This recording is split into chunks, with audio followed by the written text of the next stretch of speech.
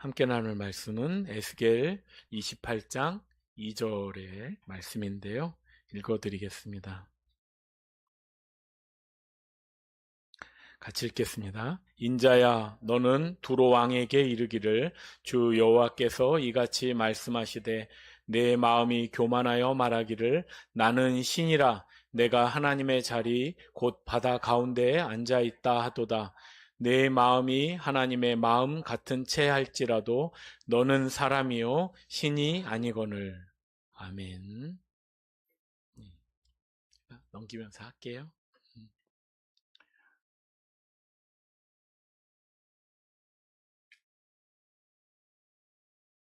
안 넘어가는데. 네. 예. 우리 에스겔 말씀 보고 있는데요. 이 에스겔서는 이제 4장부터 24장까지가 이스라엘의 심판을 선언했다면, 지난주부터 25장에서 이제 32장까지가 열방의 심판을 선언하는 내용입니다. 그리고 33장에 에스겔의 소명을 다시 확인하면서요, 48장까지가 이스라엘의 회복을 얘기하는데요.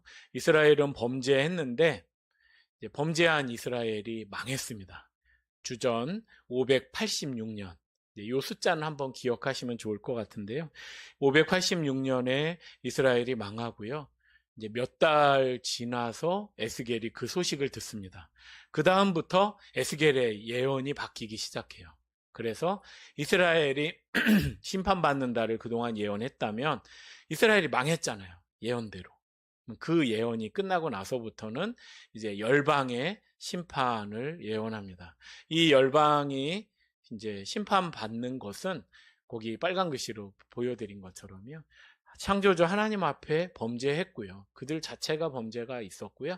그리고 이제 그들이 심판받아야, 그들이 없어야 이스라엘이 다시 재건돼서 세워질 수 있습니다. 그래서 이스라엘을 더 이상 괴롭히지 못하게 하시고 회복하게 하시고 원수를 갚아주시는 하나님에서 열방 심판에 대한 이제 내용이 이어지는데요. 네, 25장에서요. 이 암몬, 모압, 또 우리 금요일 날 노 목사님 설교해 주셨는데 에돔, 그리고 블레셋, 그리고 오늘 제가 이제 두로에 대한 심판을 좀 두로와 시돈을 소개하려고 하는데요. 이제 이 내용들이 이제 6나라죠, 앞에가. 그리고 애굽까지 해서 7나라예요. 그러니까 성경은 7이라는 숫자를 잘 맞추거든요. 완전수라고 하는데 완전히 그 주변을 둘러싸고 있던 이 괴롭히는 열방들을 모두 심판한다. 이제 그런 의미고요. 이렇게 보면 여기 지도에서요. 이쪽에 그 이스라엘이 이렇게 있으면 이스라엘 나라 사람들은 어떻게 하냐면 동쪽이 북쪽이다라고 생각을 하고 지도를 그렸었어요. 그래서 이제 이 지도를 옆으로 돌려서 이스라엘 사람들 관점에서는 돌려서 봐야 되거든요.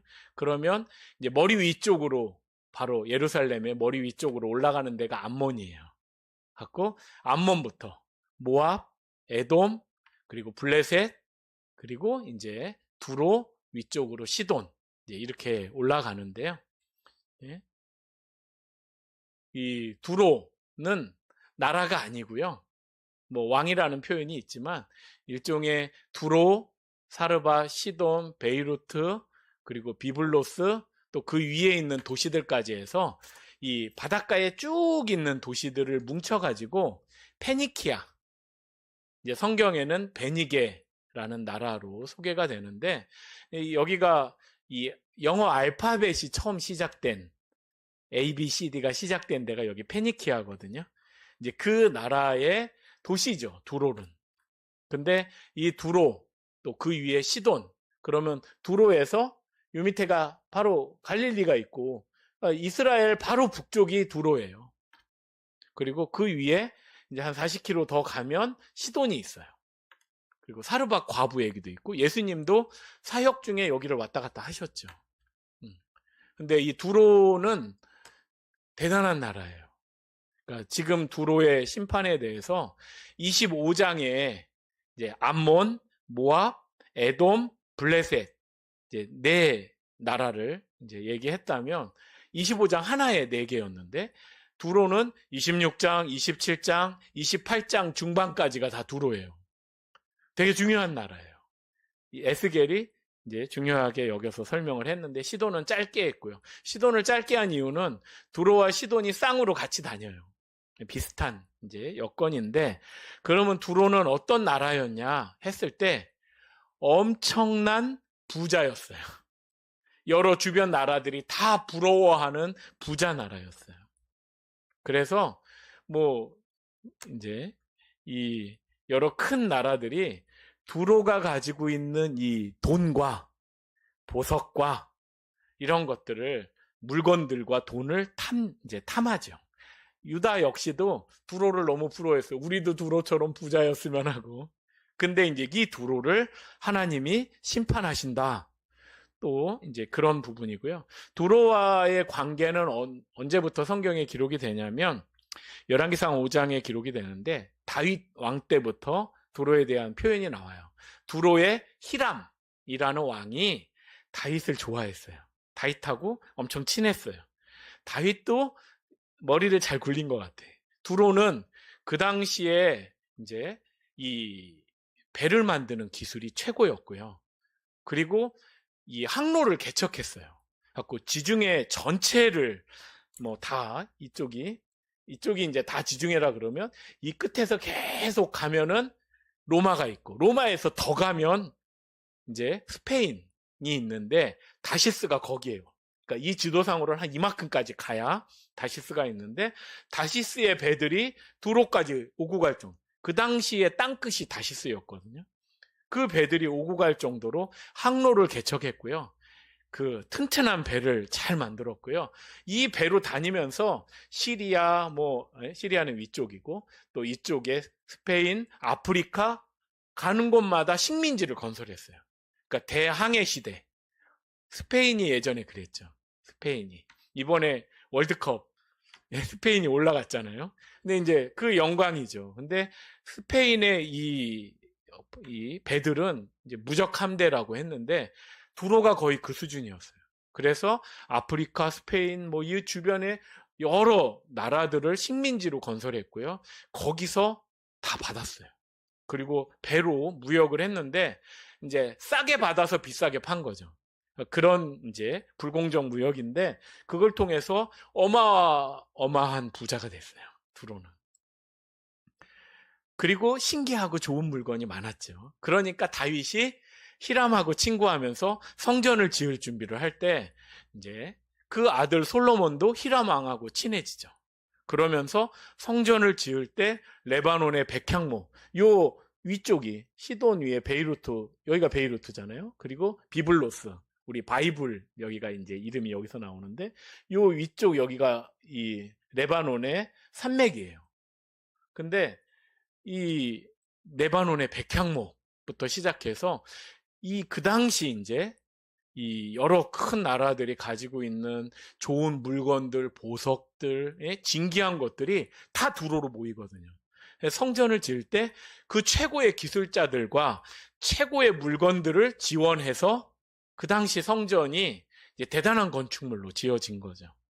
그리고 나서 어떻게 했냐면 솔로몬이 이 페니키아 이쪽에 이제 시돈의 공주를 아내로 맞이하죠. 여러 800명, 900명 넘는 아내들 중에 이제 이 시돈의 공주를 데려다가 아내로 삼았는데 이 여자가 아스다롯 우상을 갖고 돌아요.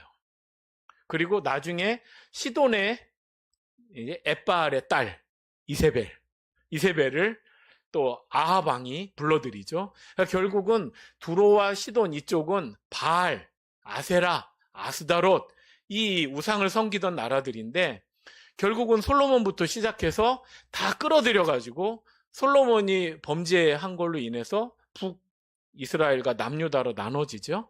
북이스라엘이 계속 이 우상의 영향을 받아요. 그러니까 선지자 에스겔의 입장에서는 나라를 망친 이 우상 숭배하게 만든 주범이 그 씨앗이 다 두로고 시돈이에요. 그러니까 이제 안 좋죠. 안 좋은데 엄청난 이 부유함을 이스라엘이 부러워했거든요. 좋아했거든요. 그리고 이제 두로가 또 재밌는 부분이 이 역사 속에요. 이제 이게 지금 항공사진이고 이게 그림으로 표현한 건데 원래 두로는 여기 이렇게 잘라져 있죠. 이렇게. 그래서 여기에 두로 성을 만들었는데 옛날에는 이게 바다였어요. 다 바다여서 여기 한 800m 되는데 이 육지에 성을 만들고 그리고는 배를 타고 넘어가서 두로의 배들은 그 당시에는 뭐 아수르나 바벨론이나 해군이 없었어요. 다 육군이지. 그러니까 바다로 배를 타고 가서 여기를 박살낼 이게 전술도 없고 병사가 없어요. 배도 없고. 그런데 두로는 배가 있으니까 어떻게 하냐면 많은 배들이 있으니까 여기다 성을 쌓고 여기다가도 성을 쌓았어요. 여기가 사방 4km가 절벽 같은 암석이에요. 이 기어 올라오기가 어려워요. 또 바다잖아요. 그러니까 그 위에다 아주 두껍고 강한 성을 쌓아가지고 뭐 침략할 수가 없는 거죠. 이 두로를. 예, 그런 상황이었는데 이 두로를 돈이 많잖아요. 그러니까 열방들마다 죄 노렸거든요. 그래서 이제 아수르 사네립이 이스라엘도 이 남유다도 쳐들어왔잖아요. 이 사네립이 이 페니키아 두로 위쪽에 이 페니키아랑 시돈까지 싹 정복을 해요. 이 사네립이. 그리고 나서 에사라돈, 그러니까 사네립이 베니게를 정복했고요. 그 뒤에 오는 에사라돈이라는 왕이 시돈을 정복했고요. 그랬더니 두로가 우리까지 쳐들어오겠다. 어쨌든 이쪽도 있으니까 쳐들어오겠다 싶으니까 왕의 이름이 바알이에요. 이 바알 왕이 이 에사라돈한테 조공을 바쳐요. 우리랑은 싸우지 말아주세요. 돈 많이 낼게요. 하고 이제 넘어갔죠. 그리고 나서 하나님이 이 에스겔에게 준 이 예언대로 왕 중의 왕 바벨론의 느부갓네살을 여기다 보내세요. 느부갓네살이 두로로 왔는데 해군이 없잖아요. 어떻게 하냐면 여기를 박살을 내요. 이 지상에 있는 이 두로 성을 박살을 내서 그거를 다 이제 여기를 메꾸려고 갖다가 넣어요. 안 되죠. 바다인데 800m라 그래도 바다를 메꾸는 건 쉬운 일이 아니에요. 그리고서 어떻게 했냐면 이 주변에 이제 그 위에 또 베니게 나라들 있잖아요. 거기 나라들도 배들이 있거든요. 다 협박해가지고 이제 어떻게든 끌어다가 13년 동안 두로를 공격한 거예요. 여기가 박살난 두로 사람들은 배로 다 일로 도망을 간 거예요. 그리고는 이제 거기서 항전을 한 거죠. 결국은 이거 박살을 못 내요. 느부갓네살이. 근데 13년을 계속 괴롭혀가지고 두로의 이 해상, 지중해를 다 장악하는 이 실력을 다 깎아 먹어요. 토대가 일단 육지에서 오는 게 아무것도 없으니까. 그리고 위쪽을 협박해가지고 이제 해상도 어느 정도 봉쇄를 하는 상황이었던 것 같아요. 그래서 이제 두로가 끝까지 버티기는 했는데 이제 약해졌죠. 그것이 이 에스겔이 예언한 573년까지의 일이었고요. 그리고 나서 이제 굉장한 주인공이 나타나요. 왕 중의 왕인 알렉산더, 마게도니아 제국의 이제 알렉산더 대왕이 군대를 데리고 왔어요. 주전 333년이에요. 데리고 왔는데 똑같은 상황인 거예요. 못 가는 거예요. 여기만 박살내고 여기를 못 가는 거예요. 그러니까 어떻게 하냐면 알렉산더가 느부갓네살이 하던 거 비슷하게 여기를 철저하게 부셔가지고 이걸 메꿔요. 그래서 요 선이 이게 800m고 두께가 60m인데 이제 이거를 방파제를 만들어요. 알렉산더가. 그래갖고 여기까지 끝까지 이어지는 날 두로는 죽는 거예요. 이어가지고 군대가 공성전 무기를 이 뚝 위에다가 성을 부시고 이렇게 들어가고 막 이거 던지는 무기를 여기다가 다 올려놔요. 알렉산더가. 그리고는 쳐들어가서 두로성을 박살냅니다. 박살내는 날 어떻게 되냐면 이제 이 8,000명이 살해당해요. 그 중에 2,000명, 최고 고관들 2,000명은 십자가에 달아서 죽여요. 8,000명을 살해하고요. 3만 명을 노예로 끌어가요. 다 털어요, 두로 여기를. 그래서 두로가 거의 폐허가 되고요.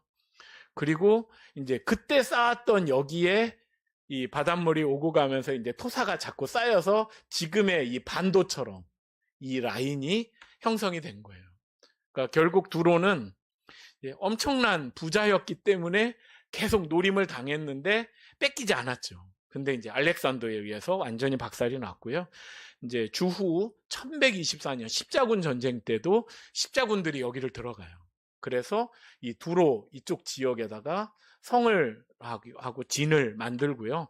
예루살렘의 십자군들이 이제 예루살렘 왕국을 만들었는데 이 왕국을 지키는 보루로 두로 이쪽 지역을 사용하죠. 그래서 지금 이제 두로에 가보시면 이 성터들이나 이런 것들은 십자군 전쟁 때 이제 만들어진 것들이 남아 있고요. 이 위에 시돈도 비슷하게 물 위에 이런 식으로 성벽들이 다 쌓여져 있습니다. 그러면 이제 역사상 이런 일들이 일어났잖아요. 그러면 이 일이 일어나기 전에 바벨론의 느부갓네살이 가기 전에 에스겔을 통해서 하나님이 이제 예언의 말씀, 이제 여호와께서 말씀하신다 하고 두로에 대해서 7번의 설교처럼 여호와께서 말씀하신다 내용 나오고 여호와께서 말씀하신다 내용 나오고 7개의 신탁이 주어져요. 그 내용들을 간략하게 보려고 합니다.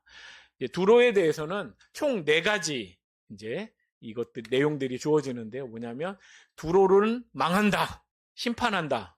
1번. 근데 망한다 했으면 되는데 너네는 진짜 망해서 장례식에서 이 부르는 장송곡 그거를 지어서 불러라 해가지고 두로는 망한다, 두로에 대한 장송곡.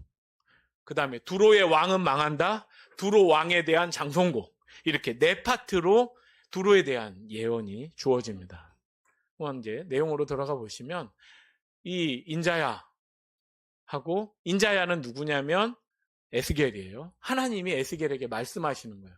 두로가 예루살렘에 대해서 말했다 이거예요. 그러면서 아하 만민의 문이 깨져서 내게로 돌아왔도다. 그가 황폐하였으니 내가 충만함을 얻으리로다.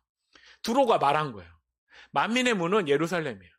이 예루살렘을 통해 이제 수많은 사람들이 오고 가고 하는데 만민의 문인 예루살렘이 깨졌다는 거예요. 박살났다는 거예요.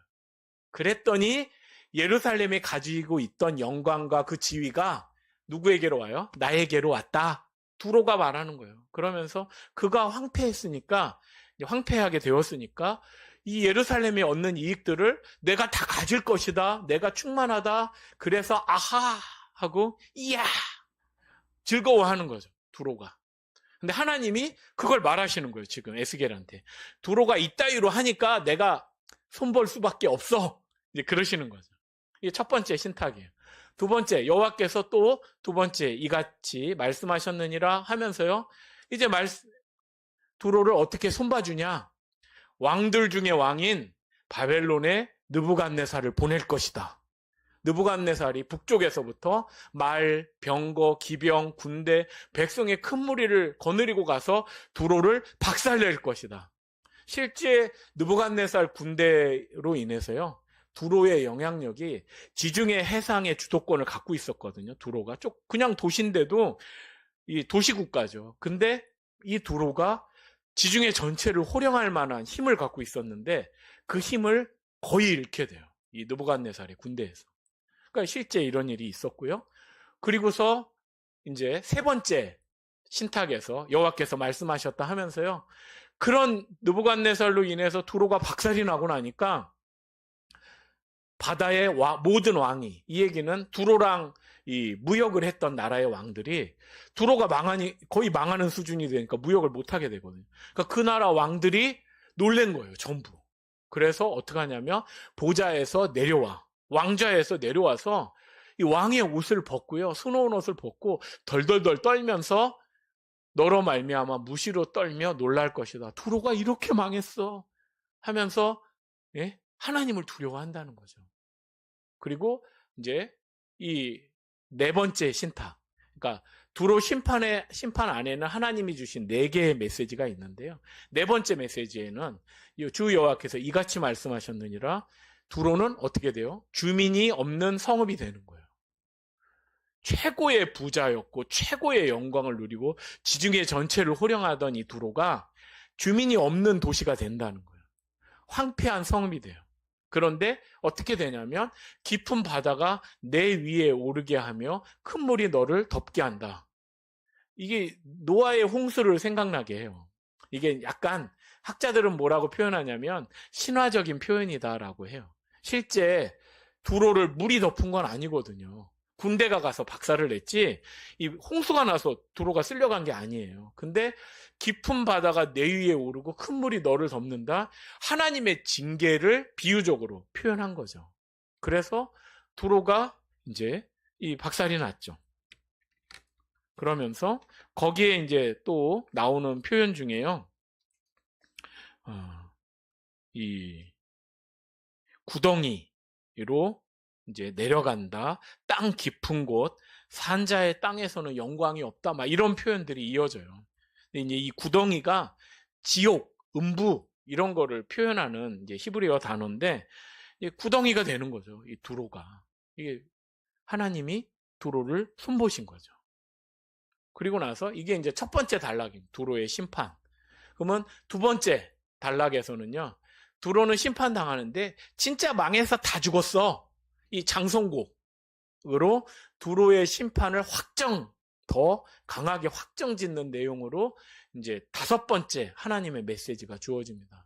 근데 여기에 보면 비유처럼 주어져요. 이게 좀 재밌어요. 특이해요. 두로를 뭐라고 표현하냐면 이게 나라잖아요.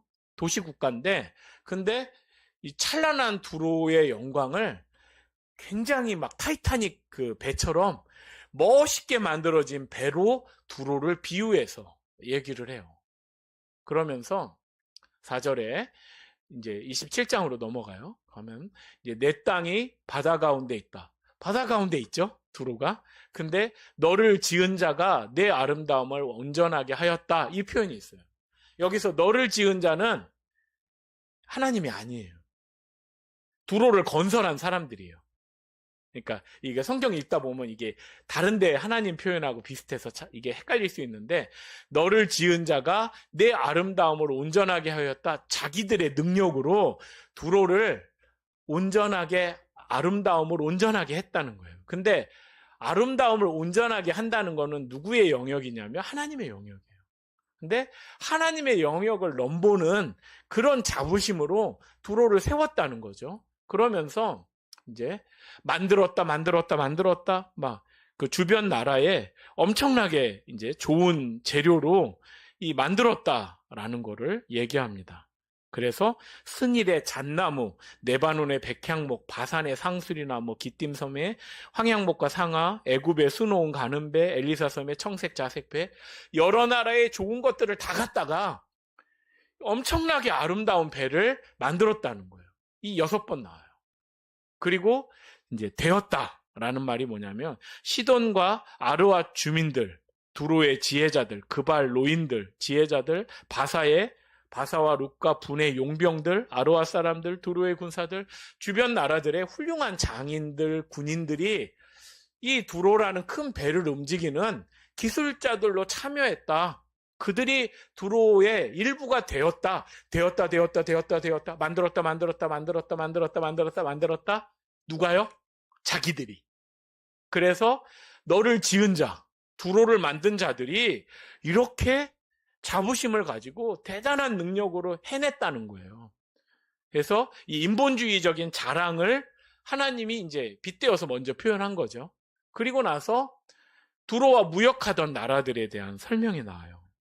이 두로와 무역하던 나라들이 이제 이 중에 제가 한 구절만 뽑았어요. 17절. 유다와 이스라엘 땅 사람이 내 상인이 되었다. 민닌 밀과 과자, 꿀, 기름, 유향을 내 물품과 바꾸어 갔다. 이건 이제 유다에 대한 얘기고 시작이 뭐냐면 다시스부터 시작해. 다시스는 그 당시에 땅끝이거든요.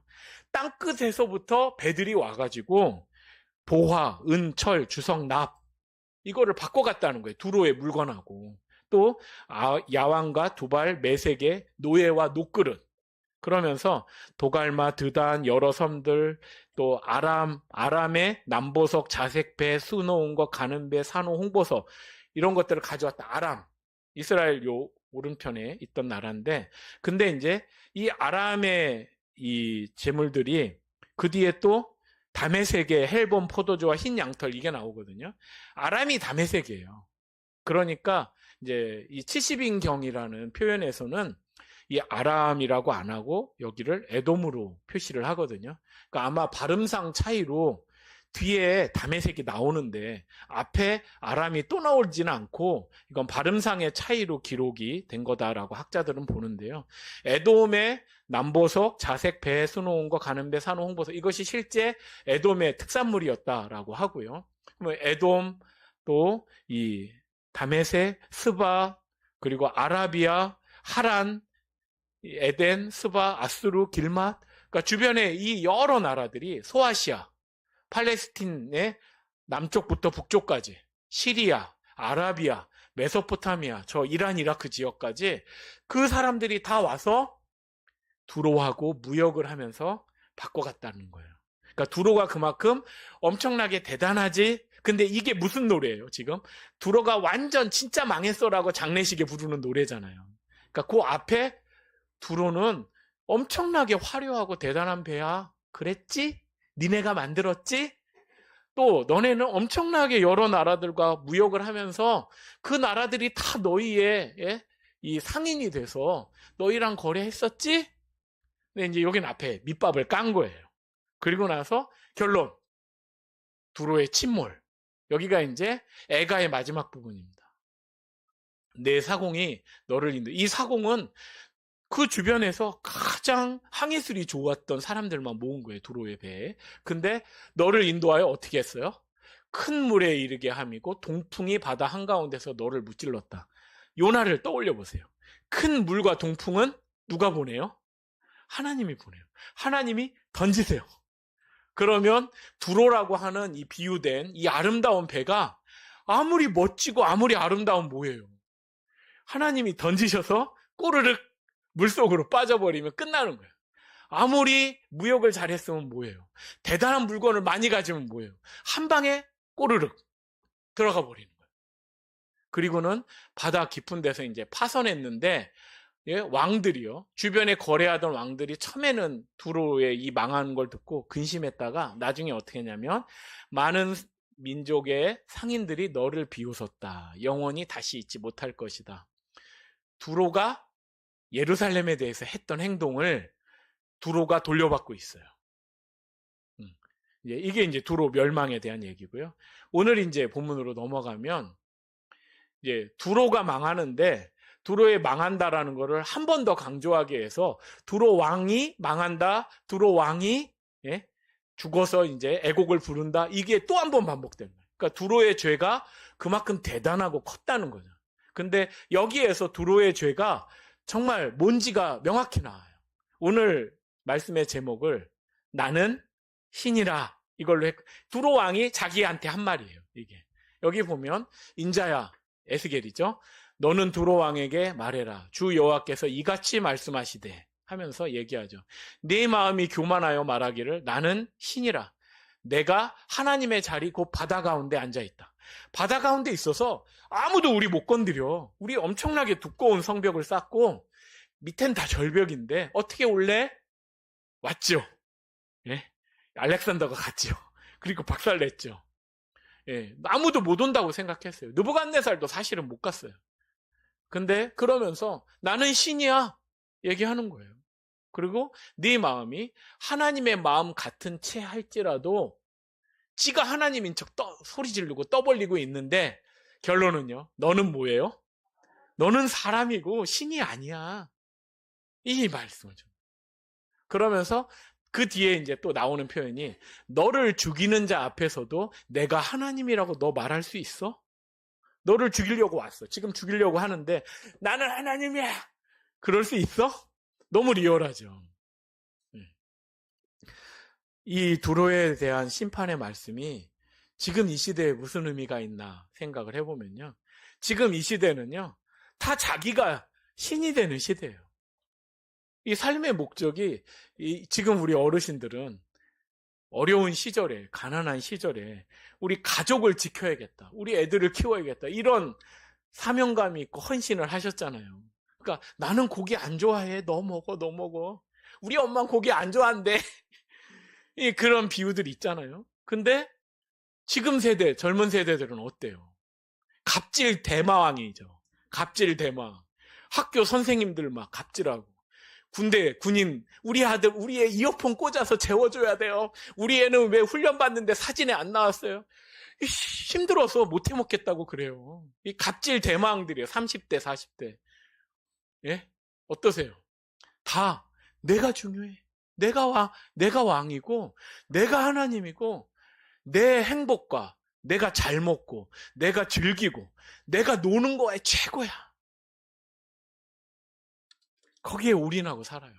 어떻게 하면 하나라도 더 특별한 걸 먹고, 어떻게 하면 한 번이라도 더 해외여행 가고, 어떻게 하면 하나라도 더 좋은 거 입고, 좋은 거 타고, 좋은 거 즐기려는, 그게 두로 사람들이었어요. 그 당시에 모두가 부러워했어요, 두로를. 그들이 먹고 사는 게 최고였어요. 나도 그래봤으면. 예루살렘마저도 그랬어요. 예루살렘마저도. 근데 하나님 말씀하시죠. 나는 신이라고 너 말했지? 근데 너를 죽이는 자 앞에서도 그렇게 말할래? 내가 죽이는 자 보낼 건데? 지금 그러시는 거예요.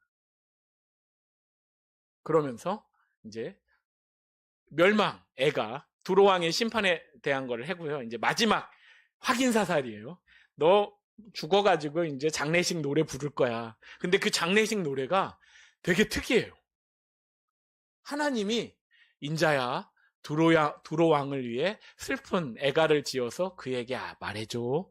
뭐라고요? 주 여호와의 말씀에 너는 완전한 도장이었다. 이거 찍는 도장이에요. 근데 이제 이 도장이 권세, 왕이 도장을 찍잖아요. 그러니까 이 도장, 이거를 NIV 성경에서는 뭐라고 영어 성경은 번역하냐면 모델이라고 번역을 해요. 모델. 그러니까 너는 사람들이 다 우러러 볼 만한 대단한 모델이야. 예? 우러러 볼 만한. 그리고 지혜가 충족하며 온전히 아름다웠다. 그래요. 왜요? 하나님이 이렇게 지으셨다. 에덴 동산의 비유가 나와요. 여기서 갑자기 에덴 동산이 나와. 그러니까 큐티 하시다가 이게 뭔 소리야 그러지 마시고, 이게 이제 장송곡이라는 거를 아시고, 비유예요. 하나님이 에덴 동산에서 이제 이 두로 왕을 이렇게 대단하게 이렇게 이제 만드셨다는 거죠. 창조하셨다는 거죠. 그래서 정교하고 아름다운 도장으로 만들었고요. 에덴 동산에 온갖 보석들로 주렁주렁 달아줬고요. 두로왕이 태어나던 날 소고와 비파, 음악이 막 연주가 되고 잔치를 열었었다. 그리고 이제 에덴 동산을 지키는 그룹 천사 있잖아요. 그룹 천사를 두로왕의 경호원으로 보냈다. 그렇지만 너는 피조물이다. 이제 이런 이제 메시지들이 쭉 이어져요. 그러니까 두로왕은 하나님이 대단하게 해주셨는데, 두로왕이 어떻게 하냐면 처음에는 경건하게 살았어요. 이제 경건하게 살다가 무역이 많아지니까, 장사가 너무 잘 되니까 마음이 강포해졌다라고 나와요. 여기 성경 내용에 강포해졌다. 돈이 자꾸 많아지니까 더 악해진 거죠. 그리고 범죄했어요. 그랬더니 하나님께서 에덴 동산에서 두로왕을 내쫓았다. 비유예요, 비유. 근데 하나님한테 버림받았을 때 정신을 차려야 되는데 정신을 못 차리고 더 교만해서 이제 17절이 되는 거예요. 네가 아름다움으로 마음이 교만해졌고 영화로움으로 내 지혜를 더럽혔다. 두로가 너무 부자였어요. 너무 잘 살았어요. 그러니까 이제 마음이, 나는 돈도 있고 힘도 있고 뭐든지 할 수 있어. 교만해진 거죠. 네가 영화로우니까 이 원래 똑똑해서 항해수를 다 만들고 식민지를 건설하고 항로를 개척하고, 이 아무나 할 수 있는 게 아니에요. 대단한 거죠. 저 좁은 저기에서. 근데 그렇게 해서 똑똑한데, 그렇게 해서 영화를 누리다 보니까 타락한 거죠, 이게. 그러면 하나님 어떻게 해요? 너를 땅에 던져 왕들 앞에 두어 그들의 구경거리가 되게 하겠다. 그래가지고요, 하나님께서요, 그들의 죄가 있었고요, 무역하는 데 있어서 불의했고요, 성소를 더럽혀서 이 두로의 중심부로부터 불이 이제 떨어져서요, 두로 왕이 땅 위에 재가 되었다. 불에 타서 이 시체가 다 잿가루로 변했다는 거예요. 화장당한 거죠, 쉽게 말해서. 그렇게 끝장났다는 거예요. 그러니까 에덴 동산에서 그렇게 영광스럽게, 아담보다도 더 영화롭게 이렇게 태어나서 그 은혜를 누리고 살았는데, 계속 부자가 되니까 강포해지고, 그렇게 해서 쫓겨났는데도 정신 못 차려서 끝까지 악을 향해 달리다가 불에 타 죽었다. 이게 이제 이 멸망에 대한 애가이죠. 그리고 나서 그 뒤에 이제 두로와 비슷한 쌍둥이인데, 시돈한테는요, 얘기하죠. 내가 그 가운데 심판을 행하는데 전염병을 보낸다. 병나서 죽는 거예요. 갖고 나는 걸렸는데 아슬아슬하게 죽지 않고 살았네. 전박이가 없어졌네. 했더니 사방에서 칼든 군대가 와서 다 죽였다는 거예요. 그래서 다 학살당했다. 이게 시돈의 심판이고요. 그리고 이제 이 마지막 부분에는 지난번에 얘기했는데요, 이 내용이 나와요. 그러니까 앞에 이 6나라 나오고 그 뒤에 이집트가 나오는데 97절 그 딱 중간에 이 메시지가 핵심이에요. 여기서 이렇게 심판하는 이유는 멸시하는 자 중에 찌르는 가시와 아프는 가시가 이스라엘에게는 다시는 없을 거다. 가시들 내가 다 치웠다예요.